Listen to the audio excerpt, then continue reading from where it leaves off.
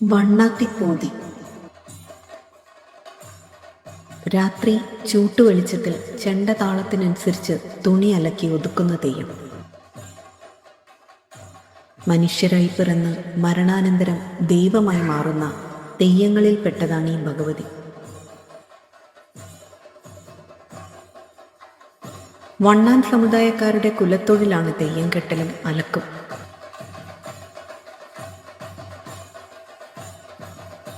പണ്ടുകാലത്ത് ജനനം, മരണം തുടങ്ങിയ പുലകൾക്ക് ശേഷം തീണ്ടാരിക്കുളി കഴിഞ്ഞ് ഉടുക്കുവാനുള്ള വസ്ത്രം അലക്കിക്കൊടുത്തിരുന്നത് വണ്ണാത്തി സ്ത്രീകളായിരുന്നു.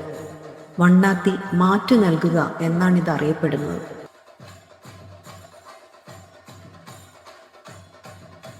അങ്ങനെ ഒരു നാൾ ഉച്ചയ്ക്ക് മാനോടും കുന്നിറങ്ങി വരികയായിരുന്ന പെരുവണ്ണാത്തിയെ കാഞ്ഞിരക്കാട്ടിൻ്റെ ഇടയ്ക്ക് നിന്നും കരുവാൾ ഭഗവതി കാണുന്നു.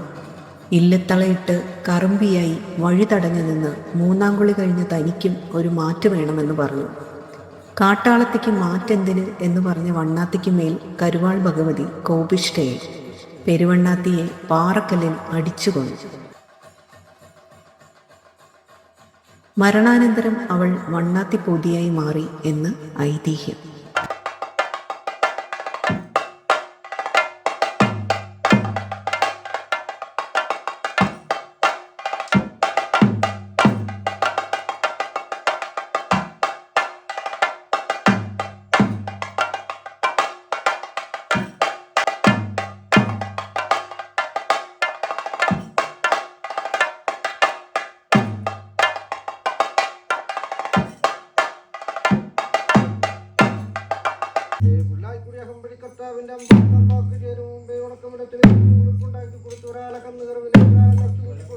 ശേഷം